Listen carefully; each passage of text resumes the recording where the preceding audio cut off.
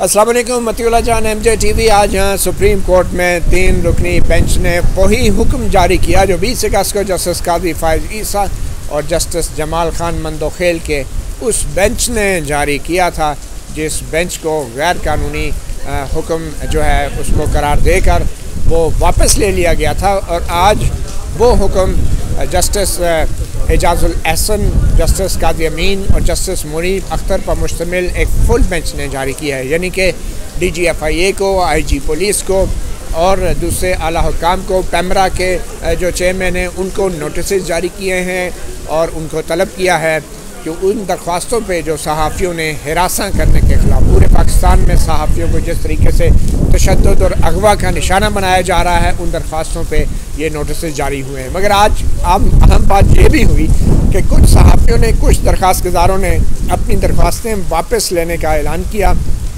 उसमें सीनियर सहाफ़ी अब्दुल कयूम सिद्दीकी भी हैं और सहाफ़ी असद तूर हैं, इमरान शफ़कत हैं लाहौर से, आमिर मीर हैं। उन्होंने अपने मुकदमात वापस लेने का, अपनी दरख्वास्त वापस लेने का ऐलान किया, जिसके बावजूद सुप्रीम कोर्ट ने ये ऑब्ज़र्व किया कि अब चाहे दरख्वास्तें वापस भी हों तो मुफाद आमा के केस में अगर अदालत खाली भी हुई तो हम इन केसेस का फ़ैसला करेंगे। और जो press association of supreme court of Pakistan हैं, उनके सदर अमजद नज़ीर भट्टी जो हैं, उन्होंने मुख्तसर दलाइल दी हैं, वो अपनी दरख्वास्त के साथ अभी तक चल रहे हैं। और आज की अहम बात ये भी आपको बताते चलें कि सुप्रीम कोर्ट ने वही हुक्म जारी किया जिसका MJ TV पे मैंने काफ़ी पहले ख़दशे का इज़हार किया था कि इस्लामाबाद हाई कोर्ट के सामने जो चीफ जस्टिस अतर मनल्ला हैं, उन्होंने जो FIA को मुख्तलिफ़ मुकदमात में मुख्तलिफ़ हदायत दे रखी थी, वो तमाम रिकॉर्ड भी सुप्रीम कोर्ट ने तलब कर लिया है। और अब ये मामला चीफ जस्टिस अतर मनल्ला इस्लामाबाद हाई कोर्ट से हाथ से भी निकल गया है और अब ये मामला भी सुप्रीम कोर्ट में आ गया है।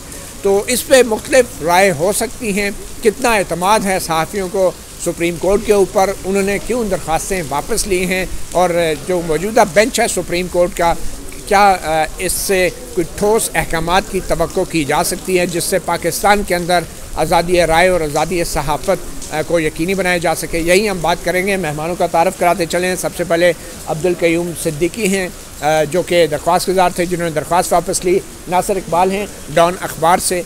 फिर उसके साथ हमारे साथ मौजूद हैं हसनात मलिक एक्सप्रेस ट्रिब्यून से, और असद तूर एक और दरख्वास्त गुज़ार जिन्होंने दरख्वास्त वापस ली। तो मुख्तसरन हम बात का आगाज़ करते हैं। सबसे पहले कयूम सिद्दीकी साहब, आपसे ही जानना चाहेंगे, आपने क्या वजह बता के जो है आज की दरख्वास्त वापस ली? मैंने कहा जी, respectfully submitted the undersigned is applicant in the above title case and want to withdraw my application. On judgment day, all victims will get justice. Against those who have wronged them and predators will be punished by Almighty Allah.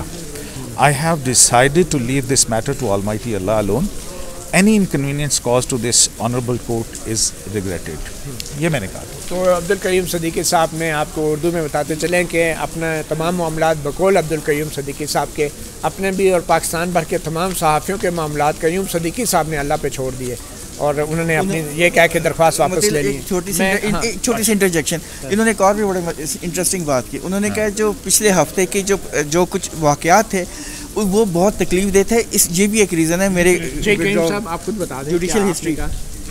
मैंने कहा था कि judicial history के अंदर जो 20 अगस्त के बाद से 26 अगस्त के दरमियान में जो हुआ, वो पाकिस्तान की जो अदालती तारीख़ है उस हवाले से मेरे लिए बहुत तकलीफ देह है, which was very painful and I decided to withdraw my petition. Qayyum साहब, आपको याद होगा आपके साथ एक इंटरव्यू में जब ये बात हुई तो मैंने उस वक्त एक खदशे का इज़हार किया था कि इस्लामाबाद हाई कोर्ट के सामने ये जो मामलात हैं वो भी डिस्टर्ब होंगे, वो प्रोसीडिंग रुक जाएंगी। मगर आपकी राय ज़रा डिफरेंट थी, वो आपको मुख्तसरन सुना देते हैं और फिर वापस आपसे राय लेते हैं। ठीक है। मैंने जब उन्होंने पॉइंट आउट करके कहा कि मतीउल्लाह जान के जो हैं ये ख़ुद जो विक्टिम रहे हैं, इनके दस्तखत क्यों नहीं है, तो मैं रोस्टम पे आके मैंने ये गुजारिश की कि मैं ये समझता हूँ कि इस्लामाबाद हाई कोर्ट में जो इस वक्त कार्रवाई हो रही है वो एक अच्छी सिमत में जा रही है और उसमें बड़े ठोस अहकामात भी जारी किए गए हैं और FIA को बहुत सारी इंस्ट्रक्शन दी गई हैं और उनकी गाय बगाए समात भी हो रही है। और अगर सुप्रीम कोर्ट में मामला टेकअप होता है तो मैं समझता हूँ कि इस्लामाबाद हाई कोर्ट की जो मेहनत है, जो पेशरफ्त है, उसको नुकसान पहुँच सकता है, वो रुक जाएगा मामला। तो मैं इसलिए इसके सामने मैंने अपना ये रिजर्वेशन, लीगल रिजर्वेशन मैंने दी थी। अब मैं देखें कि मेरी जो रिजर्वेशन है वो ये है कि बिल्कुल कानूनी तौर पे मेरा नहीं ख्याल है कि हाई कोर्ट, क्योंकि वो कॉन्स्टिट्यूशनल कोर्ट है और एक इंडिपेंडेंट आज़ाद इदारा है, कि वो अगर वहाँ पे कोई चीज़ चल रही है तो वो सुप्रीम कोर्ट में अगर कुछ आ गया है तो उसकी वजह से वो रुक जाएगी। मेरा नहीं ख्याल है कि वहाँ पे कोई प्रोसीडिंग के ऊपर उसके कोई असर पड़ेगा। जी करीम साहब, आपने सुन लिया जो कहा कि वो एक आइनी अदालत है, आपने ये कहा, और उनकी प्रोसीडिंग डिस्टर्ब नहीं होनी चाहिए, मगर ये जो रिकॉर्ड तलब कर लिया गया इसके बाद अब क्या रह गया इस्लामाबाद हाई कोर्ट? देखें, पहली बात तो ये कि आपने किए थे खदशात, ठीक है। अब वो खदशात जो हैं, मैं खदशात के ऊपर तो चल नहीं सकता था, अब वो रियलिटी में आ गए हैं, ठीक है। मैं आज भी ये कहता हूँ कि इस्लामाबाद हाई कोर्ट जो है वो एक कॉन्स्टिट्यूशनल कोर्ट है, उस कोर्ट को अपना काम करने दिया जाना चाहिए। अगर सुप्रीम कोर्ट बाकी मातहत अदालतों के काम भी खुद करेगी तो फिर ये जो है मेरा ख्याल है कि कोई अच्छी प्रेसिडेंट नहीं है कि जो बाकी हाई कोर्ट्स हैं उनके ऊपर सुप्रीम कोर्ट ऑफ पाकिस्तान क्यों अदम एतमाद करती है। मेरा ख्याल है कि ये अदम एतमादी उन्होंने इजाजुल अहसन साहब ने शायद ये अश्योर किया, हम सिर्फ रिपोर्ट कॉल कर रहे हैं, ठीक है। जैसे अब रिपोर्ट का कॉल कर रहे हैं, वो पिटीशन का रिकॉर्ड है कि क्या उन पिटीशंस के अंदर हम देखना चाहेंगे और ये है वो है। तो ये जो बात है ना, तो ये क्या इंटरफेरेंस नहीं है। बेशक इनका हक होगा, कॉन्स्टिट्यूशनली इंडिपेंडेंट एक कोर्ट, कॉन्स्टिट्यूशनल कोर्ट है ना, कॉन्स्टिट्यूशन उसको काम कर देने चाहिए। वो जो भी हो, अपील तो फाजिल अदालत के सामने आएगी ना। चलिए, तो वो जो आपके खदशात थे ना, वो देखें कैसे रियलिटी में जा रहे हैं। अच्छा, हम क्विकली अभी हम तारिक अपना असद तूर साहब से बात करते हैं। नासिर साहब, एक्सक्यूज मी, पहले हम जो दरख्वास्त कर जी, असद तूर साहब, आपने जो दरख्वास्त वापस ली तो ये क्यों आपने वापस ली? देखिए, एक तो ये था कि मेरे लॉयर्स ने एडवाइस किया था कि हम जो लोअर कोर्ट्स में मामलात हैं उन ऑप्शंस को पहले एग्जॉस्ट कर लें, क्योंकि अगर सुप्रीम कोर्ट में कोई ऐसी डायरेक्शन आ गई तो उसके खिलाफ तो कहीं अपील भी नहीं हो सकेगी। और दूसरा जो था, मैं कयूम सिद्दीकी साहब से भी एग्री करता हूँ कि जो कुछ पिछले एक हफ्ते में हुआ इस सुप्रीम कोर्ट में, एक जिस तरह से एक लार्जर बेंच बना एक 2 मेंबर बेंच के बाद, और फिर उस लार्जर बेंच ने वो मामला टेकअप करके उस ऑर्डर को ख़त्म किया रिकॉल के नाम पर, और फिर उसी लार्जर बेंच के 3 जजेस का एक नया बेंच बना के हमारा मामला उनके आगे भेज दिया गया। तो ये मेरे लिए बड़ा ही, मैं तो तालिब इल्म हूँ सुप्रीम कोर्ट का, आप सब लोगों का जूनियर हूँ, आप लोगों से भी सीखता हूँ, तो मेरे लिए तो कम से कम ये बड़ा सब कुछ एक तारीख बन रही थी कि ये क्या हो रहा है और किस तरह से हो रहा है। हमने सईदुज़्ज़मा सिद्दीकी और सज्जाद अली शाह की कोर्ट्स तो सुनी थी, लेकिन अब अपनी आंखों से देखने का खुद मौका मिल रहा था। तो हमने उसकी वजह से हमने जब ये फैसला किया कि हम विड्रॉ करेंगे, तो मुझे आज जो चीज़ मेरे लिए मज़ीद जो जब ऑर्डर लिखवाया जा रहा था, डिक्टेट करवाया जा रहा था, जो मेरे लिए एक बड़ी चीज़ हैरतनाक थी वो ये थी कि जब तक कोर्ट के ऐसे लग रहा था मोअज़्ज़ज़ जज साहिबान के जहन में सिर्फ इस्लामाबाद हाई कोर्ट और FIA था, जब तक के सहाफ़ियों ने खुद मेंशन न किया कि IG पुलिस को भी नोटिस कर दें, तो वो लग रहा था कि जैसे वहाँ पे उनको क्लैरिटी है कि कहाँ से उन्होंने रिकॉर्ड किया। अच्छा होता कि आप दोनों जो है दरख्वास्त दायर करने से पहले वकीलों या इवन दोस्तों से मशवरा कर लेते तो शायद ये नौबत ना आती। बट एनीवे, मैं आप जो कुछ कहते हैं और करते हैं, आप पहले किसी से मशवरा करते हैं। अभी तो आप मुझे मशवरा दे रहे थे कि मैं इस बेंच की कार्रवाई पे कोई रिपोर्ट नहीं करूंगा और तुम भी ना करना, और अब आप जो है, मैंने ये नहीं कहा, मैं पार्टी नहीं हूँ इस केस में, मैंने ये नहीं कहा। अच्छा नासिर, मैं आता हूँ आपकी तरफ, नहीं देखिए ये भी खड़े ना, फिक्रा जो है ना वो नामुकम्मल रह जाएगा। आप देखिए ना, जो 26 अगस्त का जो ऑर्डर है उसके अंदर उन्होंने कहा कि all filings in SMC 4/2021 are disposed off, ठीक है। और फिर उसके बाद जो उसमें हमारी दरख्वास्त भी थी, लेकिन वो दरख्वास्त, वो मामला जो कि जस्टिस काजी फाइसा का नोट था, उस नोट को उस बेंच ने कभी जिक्र तक नहीं किया, हालांकि उसकी फाइलिंग हुई भी है, और ये बंद करके और फिर कहा नहीं ये दरख्वास्त दोबारा जिंदा। अब ये सो मोटो हो गया। अच्छा नासिर, आप ये बताएं, इस्लामाबाद हाई कोर्ट में जो भी केसेस चल रहे थे, चीफ जस्टिस अतम अल्लाह की प्रोसीडिंग में FIA को बार बार मुख्तलिफ हदायत भी जारी की गई, उनको कहा गया कि तासुर मिल रहा है कि सहाफ़ियों को हरासा किया जा रहा है। तो आपके ख्याल में अब इस्लामाबाद हाई कोर्ट की जो एक कार्रवाई हो रही थी, जिसकी बुनियाद पे मैं भी इस सारे केस में फ़रीक नहीं बना, मैंने दस्तखत नहीं किए। जैसे काजी फैसल ने मुझसे पूछा भी, मैंने कहा कि इस्लामाबाद हाई कोर्ट की प्रोसीडिंग हर्ट होगी। तो आपके ख्याल में आज के हुक्म के बाद क्या आप देख रहे हैं, क्या इस्लामाबाद हाई कोर्ट मज़ीद आगे प्रोसीड कर सकेगी? शुक्रिया मतियुल्लाह जान। मतियुल्लाह, मैंने आपको इल्म है जब ये केस शुरू हुआ था, जब ये फाइल हुआ था, तो उस वक्त भी मैंने ये कहा था, और आप और मेरा पॉइंट ऑफ व्यू एक ही था कि ये इस्लामाबाद हाई कोर्ट में जो प्रोसीडिंग चल रही है वो बेहतरीन प्रोसीडिंग चल रही थी। ये उसको नुकसान देगी, क्योंकि आपको याद होगा कि जब भी सुप्रीम कोर्ट में ऐसा केस आए, जो ऐसा सिमिलर केस किसी और बेंच में भी हो, तो वो वहाँ से रिपोर्ट मंगवाते हैं। ये एक अनयूजुअल नहीं है, ये एक्सरसाइज है, रूटीन की एक्सरसाइज है। मेरा ख्याल है कि अब चूँकि इन्होंने ये सब मंगवा लिया है, स्टेटस भी मंगवा लिया है और रिपोर्ट भी मंगवा ली है, तो ज़ाहिर है अब प्रोसीडिंग्स कुछ अरसे के लिए इस्लामाबाद हाई कोर्ट में नहीं चलेंगे। ये मेरा ओपिनियन है पर्सनल। और जब भी हुई थी हाँ उसकी, लेकिन अब जो भी उसकी डेट थी वो अब उस पर नहीं होगी हियरिंग अनलेस अनटिल ये केस यहाँ से डिसाइड हो जाएगा। जब तक ये किया था, बात पूरी करने और ऑर्डर करने के बाद भी जो है FIA इसी तरह से हरास करती रही। नहीं, फिर लाहौर से फ़र्क काफ़ी लाहौर से हो रही। जी जी, अच्छा, लाहौर से। मेरा ये कहने का मकसद है कि इस्लामाबाद हाई कोर्ट में तो प्रोसीडिंग्स अब नहीं होंगी, ठीक है, जो आपने सवाल किया था। अब ये केस आगे है यहाँ। अब ये हमें देखना है कि ये केस किस तरह चलता है, क्योंकि ये सुमोटो है, आप इसमें शरीक हो ना हो ये चलेगा। चले ठीक है। तो सवाल ये पैदा होता है कि क्या सहाफ़ियों को, क्योंकि अब 3-4 सहाफ़ियों ने अपनी दरख्वास्तें वापस ले ली हैं, तो आपके ख्याल में क्या जो अमजद नज़ीर भट्टिया प्रेस एसोसिएशन या PFUJ, क्या उनको अब ऐसी प्रोसीडिंग का हिस्सा बनना चाहिए जिस प्रोसीडिंग पे सीनियर सहाफ़ियों ने जो है जिस प्रोसीडिंग पे अदम एतमाद का इज़हार किया है? बिल्कुल मतियुल्लाह जान साहब, मेजॉरिटी मिसट्रस्ट तो कर रही है बेंच पे। बेंच क्योंकि वजह ये है कि तारीख है बेंच के में जो अरकान हैं, आप देखें, क्योंकि साफ़ियों को जो हरासा किया जा रहा है वो ज़्यादातर एस्टेब्लिशमेंट की नाम लिया। तो अब ये भी एक बात आ रही है कि तीनों जजेस की अगर प्रोफाइल देखें, 10-10 साल से माशाल्लाह चीफ जज रहे हैं, कोई इनकी जजमेंट दिखाएं कि एस्टेब्लिशमेंट को इन्होंने क्वेश्चन किया हो, ये सारी चीज़ें। आज भी बार बार FIA की तरफ फोकस था, तो वो मिसट्रस्ट बड़ा वाज़ेह है। और ये जज के लिए भी, जो जजेस हैं, बेंच है, ये भी इनके लिए भी टेस्ट है कि वो क्या इस मामले में जो असल जहाँ से सहाफ़ियों को हरासा किया जाता है और जो लोग उठा रहे हैं, क्या उनको क्वेश्चन भी करेंगे या सिर्फ मामला FIA की तरफ आएगा।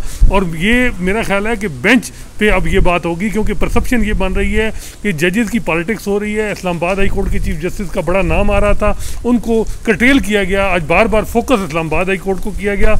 और ये जो जस्टिस काजी फैसल और जस्टिस अतर मिनल्ला को एक सेक्शन सुप्रीम कोर्ट का, क्योंकि जो लग रहा है जो सुप्रीम कोर्ट में रिफ्ट है, जिसमें जस्टिस काजी फैसल, जस्टिस अतर मिनल्ला या जस्टिस मंसूर अली शाह, जस्टिस याही अफरीदी एक साइड पे, जस्टिस लाइक माइंडेड जो दूसरी साइड पे। आज के फैसले से क्या करना चाह रहे हैं? ये लग रहा है कि जी जो एक सेक्शन है दूसरे सेक्शन के आर्डर को, पहले उन्होंने जस्टिस काजी फैसल के आर्डर को रिकॉल किया, अब इस्लामाबाद हाई कोर्ट का आर्डर है। लेकिन वो जो कयूम साहब कह रहे हैं कि वो कॉन्स्टिट्यूशनल कोर्ट है, उनको काम करने देते तो बेहतर था, लोग भी सेटिस्फाइड हैं। तो फिर क्या मजबूरी है?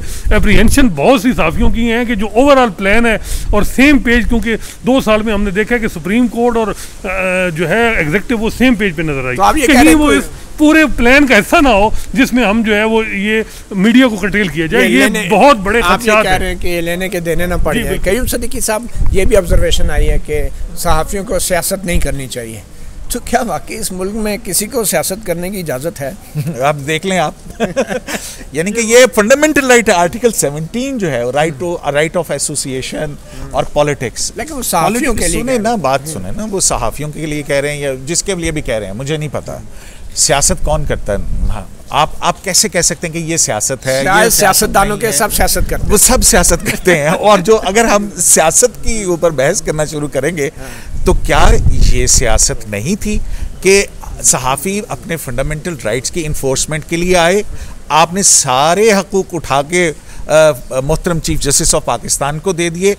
आइन उसमें सुप्रीम कोर्ट शेल का लफ्ज़ इस्तेमाल करता है, और हम ज़फ़र अली शाह केस की तरह से कि मिलिट्री डिक्टेटर को अगर हम कॉन्स्टिट्यूशन अमेंड करने का इख्तियार दे सकते हैं, तो मेरी इंटरप्रिटेशन के मुताबिक इन्होंने सुप्रीम कोर्ट की जगह चीफ जस्टिस ऑफ पाकिस्तान लिख दिया, जबकि constitution chief justice of Pakistan के जो भी जिम्मेदारी हैं वो चीफ जस्टिस पाकिस्तान का लफ्ज लिख के वो तमाम आर्टिकल्स, मेरे ख्याल में 20-25 आप ये कहना चाह रहे हैं कि सियासत जो है सिर्फ सहाफ़ी नहीं कर रहे, जज भी कर रहे हैं और जर्नैल भी कर रहे हैं, आप ये कहना चाह रहे हैं? आपके अब देखें, आप बात हुई थी, मैंने तो कहा कि अपना जो है मामला हम उधर छोड़ रहे हैं अल्लाह की अदालत में।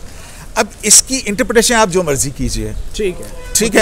अब आप मेरे अपने लफ्ज़ जो है एक बात में इधर साथ ही रह के प्लीज, उधर लोग देख रहे हैं, वो आगे आप आ रहे हैं। जी हाँ, तो वो जो भी है आपकी बात, मैं क्या कह सकता हूँ, मैं देखे ना जुडिशल ऑर्डर, उस जुडिशल ऑर्डर के ऊपर सो मोटो नोटिस, उस सो मोटो नोटिस की बुनियाद के ऊपर एक क्वेश्चन फ्रेम करके और इतनी हेस्टली एक मामला जो है वो निपटा दिया जाता है, और आउटकम क्या आता है? The chief justice has the sole authority to take suo motu notice. मैं सिर्फ एक ऑब्जर्वेशन, सिर्फ एक छोटी सी ऑब्जर्वेशन, सिर्फ एक छोटी, जो जस्टिस कासी अमीन साहब ने जो ऑब्जर्वेशन दी थी वो आपने आधी बताई। उन्होंने कहा था कि सहाफ़ियों को सियासत नहीं करनी चाहिए with for to axe their own grind, मतलब to grind their own x.